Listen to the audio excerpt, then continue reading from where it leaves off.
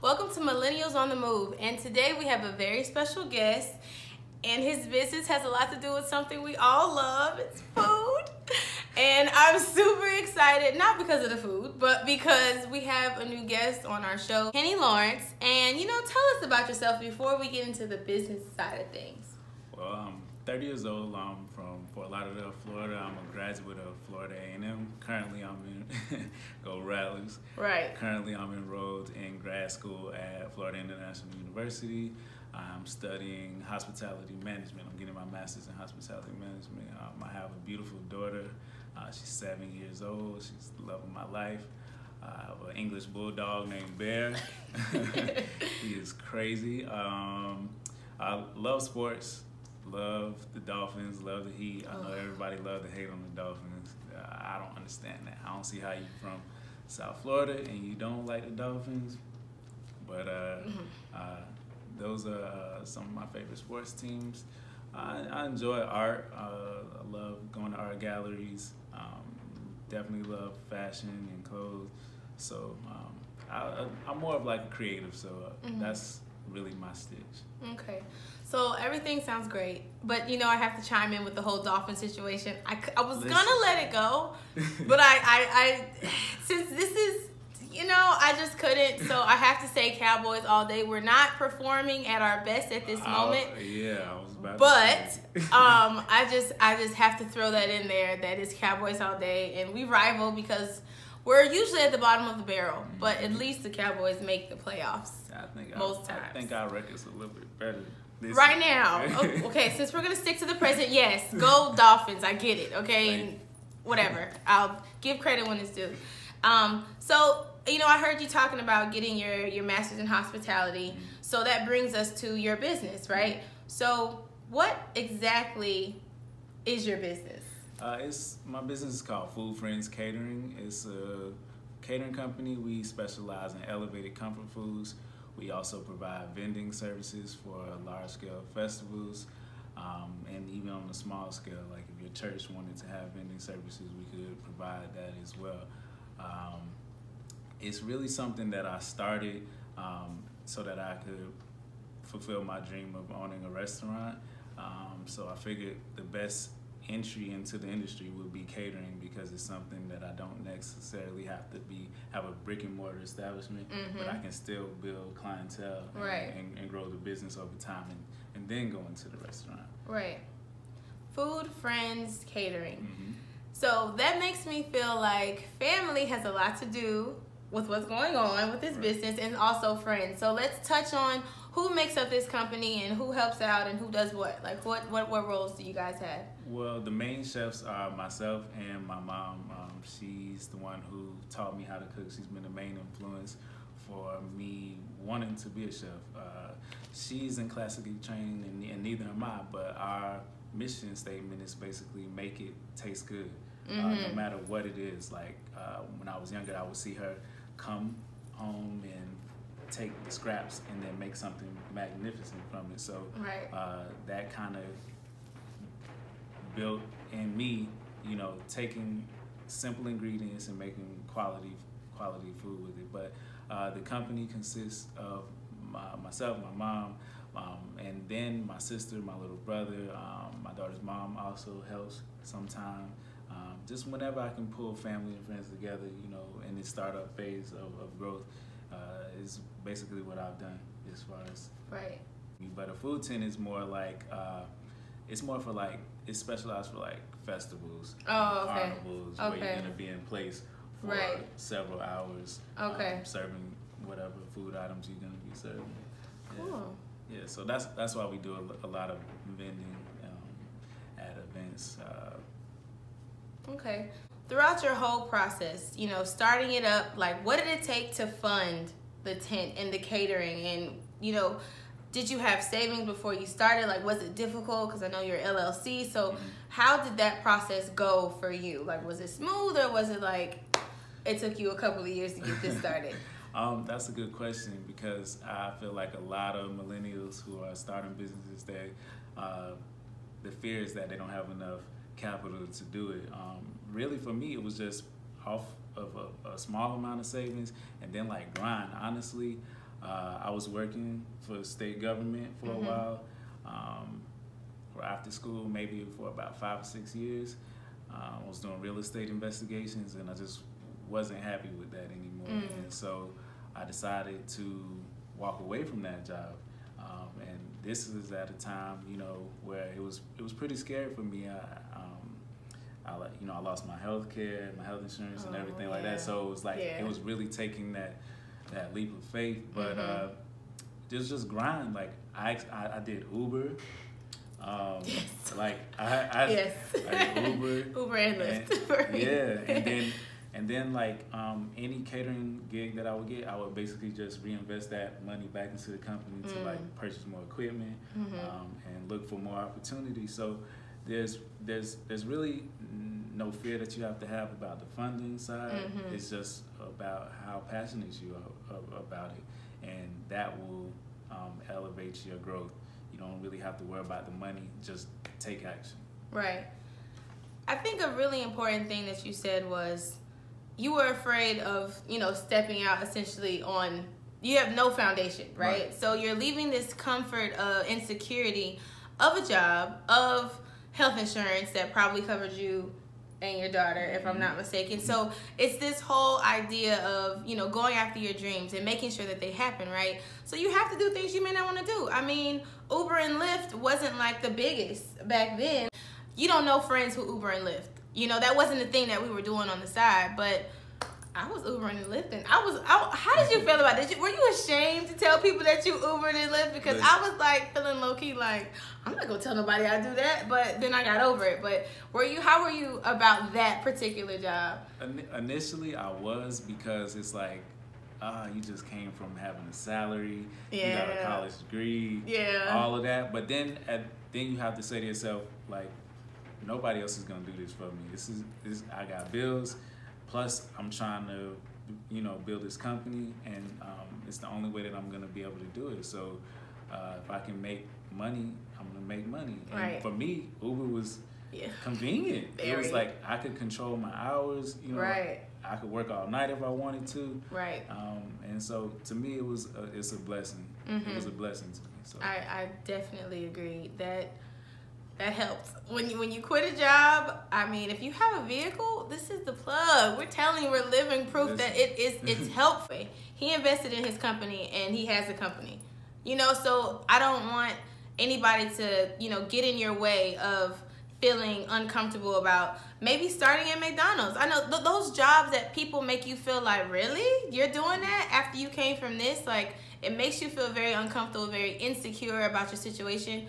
But if you know where you want to go, no one should stop you. And everybody's always gonna have something to say. Even when you are working at the top firm, and it doesn't matter. People are always gonna have things to say. So being able to combat that and just continuing to grind and get what you have to get, that is like the key to life. One thing that I religiously tell people is like, nobody is really thinking about you the way that you think they are. Like, social media gives us this idea that everybody is paying attention to our life, and everybody is concerned with everything that's going on with us, and it can build insecurities.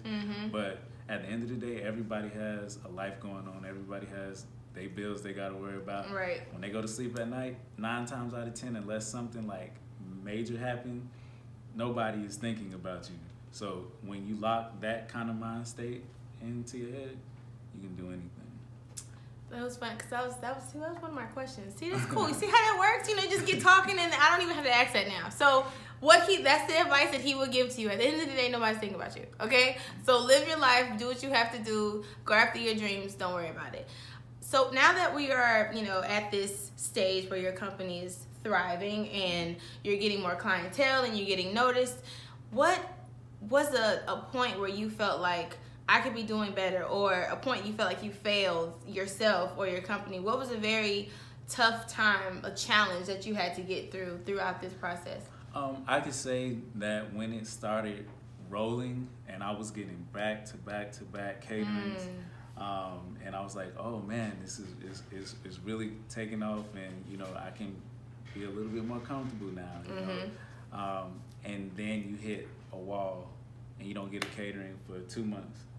You know, it's those type of situations, and you really have to, one, have a good savings, because the food business, it fluctuates. One minute you could have a steady stream of clientele, and then the next you could be dry. It could be, right. You know. So I think that the thing is that my mom always tells me, just keep thinking, keep thinking, keep thinking. And whenever you hit like a wall, keep thinking, and new ways to generate revenue will come to you. So like I started doing food sales on the weekend, you know, to kind of supplement when catering slow down, and that worked. So when you're trying to grow a business and it's your baby, you have to find a way, no matter what. Like you have to just keep pounding. Also, there's gonna be times where you have money, and then there's gonna be times where you go flat broke. Like there's festivals that I've participated in, and then I've invested thousands of dollars in, and then South Florida with the bipolar weather, it almost like hurricanes for the whole event, right? And you don't even break even, right? So it's just being dedicated and understanding that you're gonna take some losses. You definitely, like I lose way more than I win. I know a lot of people on social media, we post all of the wins, right? But I actually need to start posting my losses. Like, yeah, for real, just to be transparent and be real. Like you in business, you lose way more than you're gonna win all the time. But right. It's worth it, and then if you just keep focused and keep going with it. Okay, so now that we talked about kind of like the business, ups and downs, and the failures that you the walls that you run into. So I'm getting personal. So what do you feel like you struggle with internally? And after you tell us that, what is the solution that you feel like you've started, or is it no longer something that's holding you back? Like, have you gotten a hold of what it is? I think the biggest thing for me is like procrastination. That's always been like my number one hindrance. Maybe a little bit of laziness too, but procrastination. Like if I know I have something due in 3 weeks, I'll be like, okay, I got time. I keep telling myself this in my head, But I think a good way to combat that is to let people around you know what's going on, so they can like hold you accountable for it. Like light that fire. Like then you tell me you have a catering or you have this event that's coming up, and tell people who have your best interests at heart. Yeah, don't just tell anybody, but allow them to help you keep yourself accountable. And then outside of that, just I try to get ahead of the curve. Like if I know I have this catering, I'll go get the food, maybe not that week, maybe the week before, just so I can have it. So in case anything happens, because something always happens. Right? Like,